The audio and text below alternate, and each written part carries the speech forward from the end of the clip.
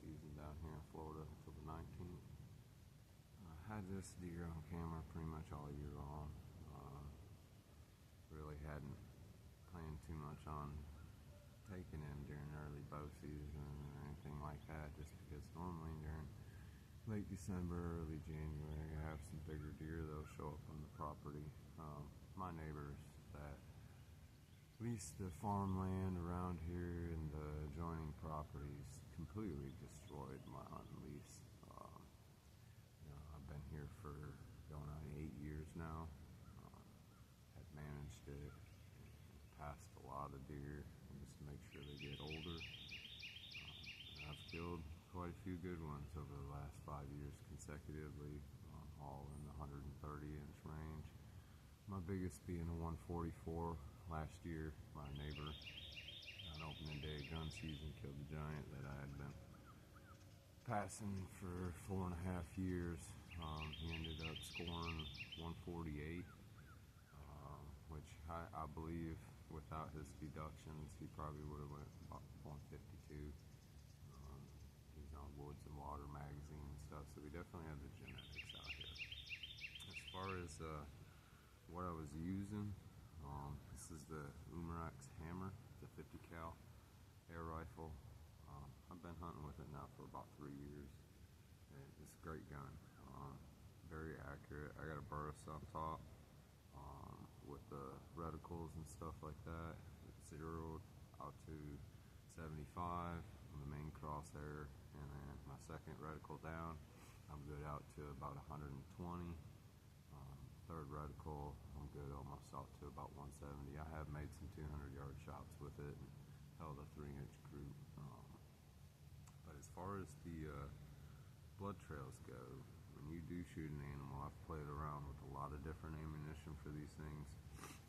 The only thing that I can say is go with something copper jacket or soft lead. The main bullets that you'll get through umarex and most of the ones that are distributed online for these guns are too solid.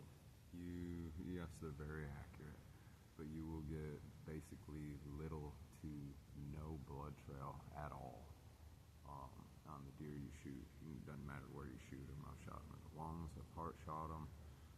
This guy, 1.25 front of the shoulder, he only went 30 yards, but there was not one drop of blood the whole entire time. Luckily I had heard him crash and he didn't go into some of this nasty stuff we have down here in Florida, because I have lost deer to this gun and the 357 AEA that I shoot, just based off of the fact that the blood trail is just absolutely horrible. Very accurate guns, but as far as ammunition, you want to play around with them a lot. Figure out what works best for you. I just wanted to give a little, short little video on this deer, and some background on the hammer and everything to you guys that are out there looking to get into using one of these things. Like I said, they're very accurate. If you can, try to drop them. Shoot them high shoulders, neck. If you got a fairly open area that you hunt and it's not too hard to track and do stuff like that, go ahead and take your normal shots, heart and lung and everything. I'm sure you'll do just fine. If you know how you're a hunter, you should be able to track them. But that's about it. I had a great morning. I wasn't in the stand for more than 10 minutes. As soon as first light came around, I literally had just gotten settled in, looked up and had one of the smaller bucks, a little 6-point that I've had on camera, and lately this dude's been running with him. Unfortunately, last night he shed his other antler, so the pedicle's all dried up. It's not fresh blood or nothing like that, but it definitely had happened last night. I have pictures of him the night before with a full rack stuff. Thanks for watching, guys, and if you guys got any questions or anything about the hammer, like I said, I've been playing around with it for 3 years now. I've basically perfected as best as I could with the ammunition and stuff like that I use. jackets, 245 grain.